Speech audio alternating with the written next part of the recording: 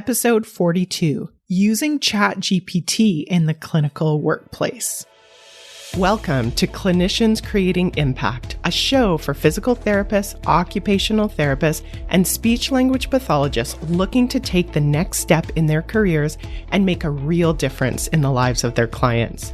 If you're looking to improve the lives of neurodiverse children and families with neurological-based challenges, grow your own business, or simply show up to help clients, this is the show for you.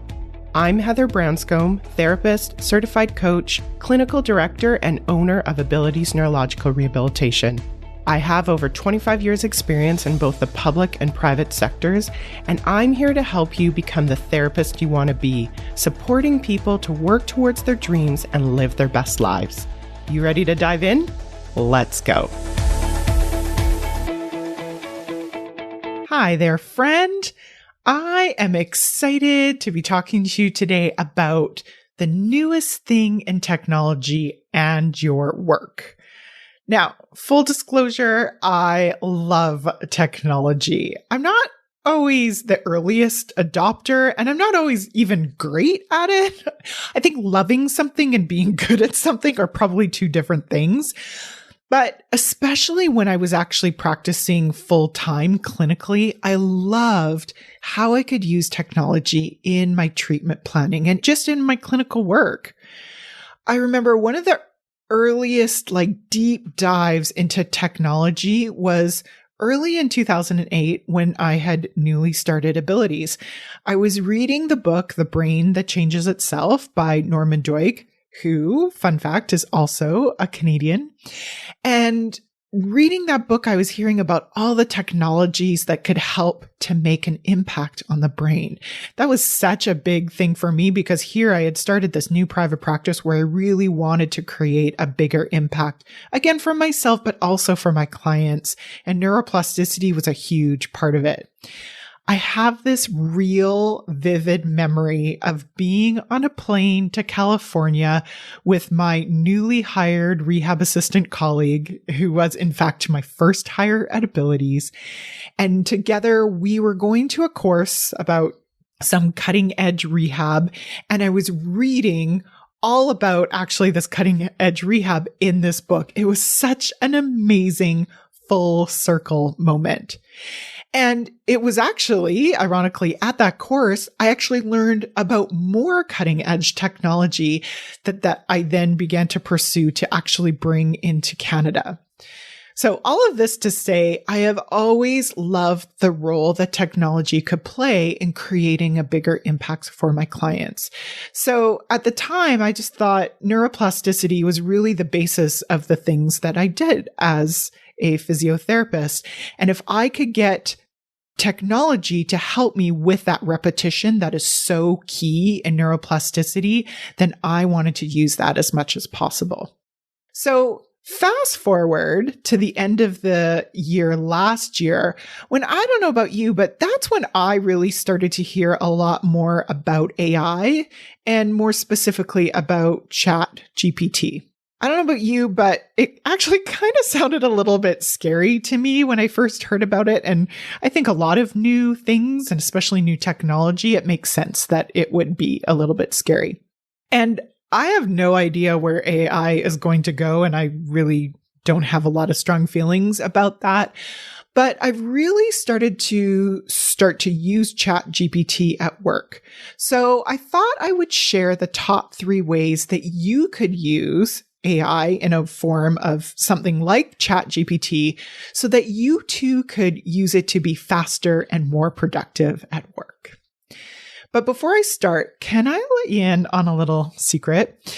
We've actually hired some amazing new clinicians in the last 2 weeks, and I cannot believe the quality of the candidates that are coming to apply to work at Abilities. It's so amazing.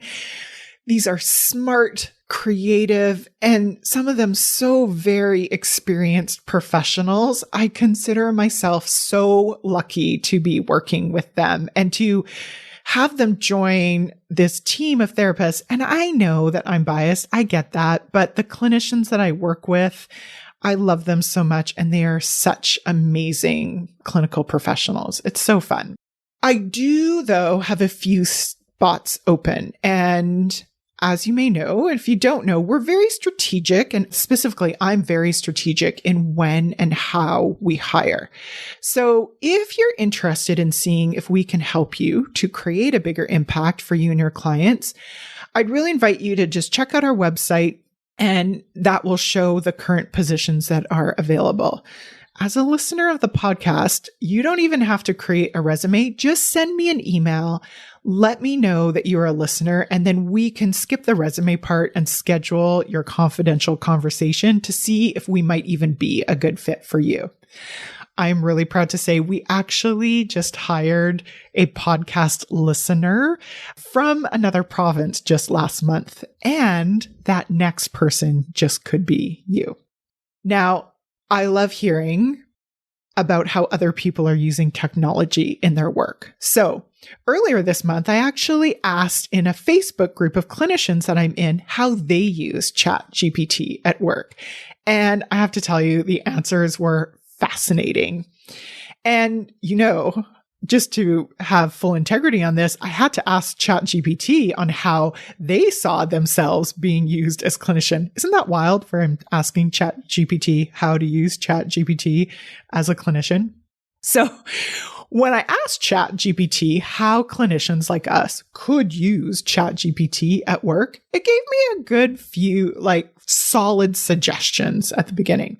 So in broad strokes, it talked about using it to analyze data sets, automating routine tasks, and optimizing workflows. And it also suggested using it for content recommendations and decision support. I thought those were some pretty solid suggestions. Now, of course, AI is a tool. So before we move forward, like any other tool, the tool of AI, and more specifically ChatGPT, of course, it's going to have limitations. And those limitations are going to become much more obvious when we forget to edit it for both content and voice. And I actually like that the current version of ChatGPT means that it still actually requires my own critical thinking when I use it to get to that standard that I'm looking for moving forward.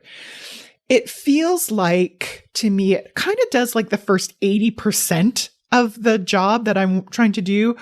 And I like that because often starting the job is the hardest part of the job. So I love that it's getting me to that first 80%. And then I get to use my own mind with my own voice, my own thoughts, my own feelings and purpose, and create that final 20%. So that allows me to really just carry it out and really make it my own. So here are 3 ways that I would suggest that you could possibly use ChatGPT in your work today. The first area is really around education and communication. So ChatGPT is a great place to generate both potential questions and answers for those that we serve. There are clinicians that I know that are using AI right now to create things like social stories, home programs, lesson plans for social skills, frameworks for workshops, and even using it in sessions with clients by asking ChatGPT questions and seeing what it says. I know that I've used it to start a tricky email that I had to do, and it's even helped me with podcast episode titles and frameworks. So if you're liking the titles even more, you can thank the help of ChatGPT to make that happen. Secondly, you can start to look at using ChatGPT in your documentation and note-taking. Now, I know we spend a significant amount of time on documentation and note-taking. I don't think anybody is here to say that they want to do more of that in their lives. ChatGPT can assist you in generating accurate and detailed patient or client progress notes. It can help to create treatment plans and discharge summaries. So by dictating or typing in that kind of key information, clinicians can quickly generate more comprehensive documents with the help of AI. And this could help us save a lot of time and ensure that we are more comprehensive in our documentation and meeting any standards, be it from our college or somewhere else that's important in our documentation. I've even heard of clinicians using it to create summaries of observation and even writing and editing reports, of course, with the client or patient identifiers removed. Even for myself, I've used it to help to create policies and procedures that align with our health college guidelines as well as our own organizational core values. The third area that you might want to look at using ChatGPT is in professional development and research. Now, while PubMed and Google Scholar will continue to be some of my go-to places for this kind of research, using ChatGPT is another useful tool to use when looking for professional development in research. What I like about ChatGPT versus something like Google is it gives the best of the information with references, especially when I use the prompt to ask them for those references, of course. And it takes some of that time of sifting away some of the things that like Google Scholar will do. I don't have to sift through some of those hits that come up. Also, if I have a question based on the material that ChatGPT has just found for me, I can just simply ask the question and to expand on that based on the information it already found. So I don't have to redo another search. It will search based on what I've done in the past. So ChatGPT has really helped me to be much more efficient and effective in my professional development and research. And again, while I've touched on it before, let me be really clear right now. While ChatGPT can be a super valuable tool in all three of these contexts, of course, it should never replace the expertise and judgment of us as clinicians. And as of right now, we have the power to make sure that that doesn't happen. So we want to use this kind of AI as a supplementary resource and, of course, exercise our own clinical judgment when making decisions.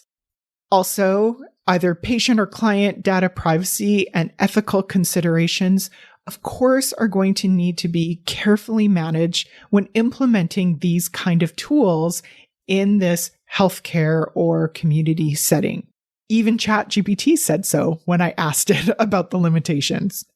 Again, what I really like about ChatGPT is how easily accessible it is to us, ironically through Google. And as of right now, it's free of charge. So my question for you to ponder is, what would you try it out with next? I love the thought that this tool can really help supercharge our own clinical brains by allowing us to focus on our own voice and our own context. So I love it to be able to use your own mindfulness on how we create a bigger impact for ourselves and our clients next.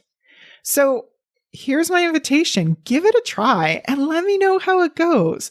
I would love to know and share what you find helpful with ChatGPT. Have an amazing week, and I will talk to you soon. If you enjoyed today's show and don't want to worry about missing an episode, you can follow the show wherever you listen to your podcasts. And if you haven't already, I would really appreciate it if you could leave a rating and review to let me know what you think and to help others find clinicians creating impact. It doesn't have to be a 5-star rating, although I sure hope you love the show. I'd really want your honest feedback so I can create an awesome podcast that provides tons of value.